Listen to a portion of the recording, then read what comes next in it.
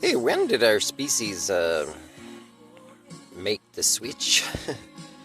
I say our species can no longer, and when I say species, it's, the vast, vast, vast majority. It's a number that's over 99%.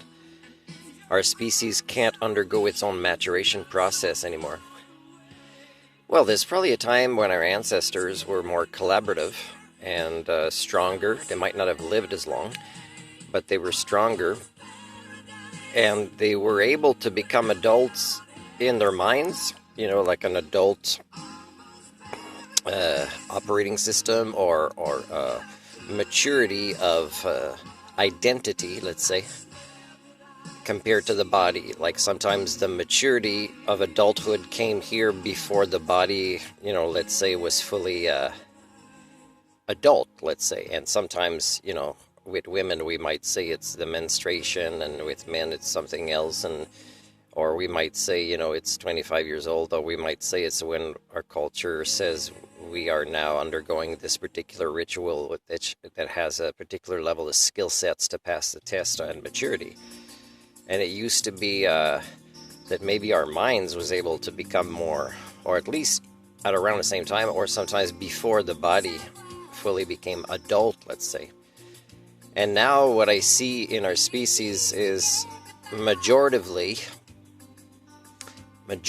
people that live and die entire lives, much longer lives than our ancestors, but never become adults up here, never undergo the maturation process,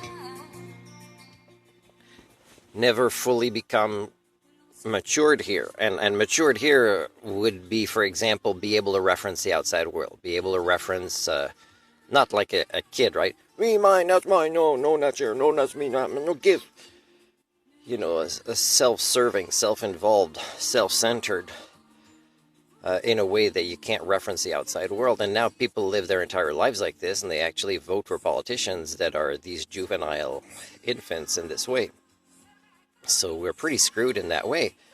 So we might develop an adult body that's able to, let's say, have babies, but we never, even after being grandparents and great-grandparents, we never still reach, before we die, this species I belong to, the maturation process to become adults. Speaking of procreation, it seems fairly high. From my own experience of women I've known that I was close to, is that they are not able to overcome the biological or genetic forces that push their biological clock to kind of make them have babies, even though they can rationally tell me that's not a good partner to have it with, or this is really what the world is like, or the problems I'll be facing. They are unable, because they don't have this maturity up here of adulthood,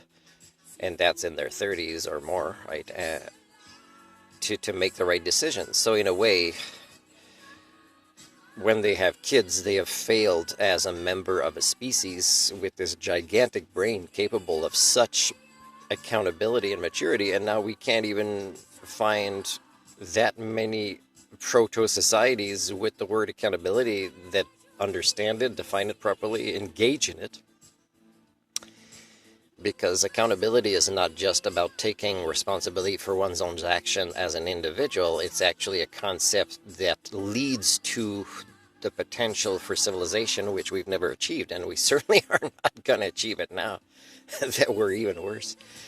Here's a way that people that I interact with in Canada don't realize that they have not undergone their maturation process, and their thinking is flawed, right? They can't problem solve their own lives, much less make suggestions about what they consider is already civilization, but with full of problems. Well, first of all, you need to stabilize a proto-civilization before you reach civilization, and we've never stabilized in the history of our species a proto-civilization. So this is going to be one of the human condition videos that I'm about to post this weekend. So let's say I'm in a and by the way, let's give a vague description. Capitalism is well, it's free markets, free for all, every man, woman, and child for themselves, like a monopoly game, right? Everybody's playing their own thing to try to get ahead and bankrupt everybody else, right? That's capitalism, let's say. Communism is, let's say, it's a governance system where the economics makes it that everybody is equal in the sense of sharing assets and resources, and also privileges for, let's say, leisure or medical care. So let's say here I say, oh, I can't afford this seven something dollars at the pool that I've been here a couple of weeks and I still haven't gone. Although they've approved me for a discount, is I can't apply it without crossing certain T's and dotting certain I's that they kind of can't grasp. From the first conversation I had with two ladies is, this is the challenges I faced in the past. I hope you guys won't. And they do create these same scenarios, right? They don't know how to problem solve at human levels.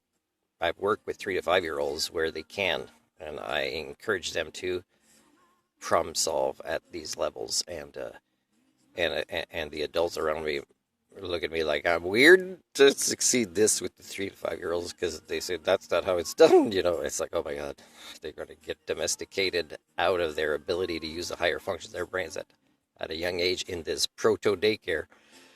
And okay, so let's say I'm in a conversation with somebody. Hey, that's not expensive for the privilege of using this pool, and you can shower there too, and I'm going to say I agree. But do you know that your thinking is flawed? Your thinking is actually, you're a communist. And some people think that's an insult in some way, worse than capitalist, except they don't understand that capitalism is really toxic compared to communism. But anything I've said in the past, anything that relates to the economic, monetary paradigm, doesn't lead to Star Trek The Next Generation, let's say, okay? So it doesn't lead to, stabilizing a proto-civilization or a civilization, because it's just another temptation for us to take advantage of each other and create inequalities, which is at the root of our species, that we still don't admit to, so much less make progress with. It's just become more modern the way we do it, and so much crueler, because it's not even in your face obvious. It's just hidden from what is an increasingly dumber population, I would say.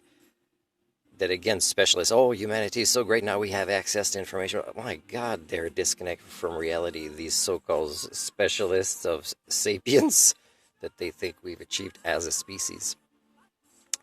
So if somebody thinks, and I would agree, that's not too bad, that cost for the pool, except that discounts exist because, we're in a capitalist society, and I can't, enjoy the same privileges you do by being a breaker of culture. I'm a culture repairer, so for me, that is a big amount of money. But they don't get that for them, their thinking is like everybody has the same assets. That's a reasonable price for the pool. Everybody has access to it. And I might, in the same time, be in a conversation, I do not easily have access to it. I have to work really hard.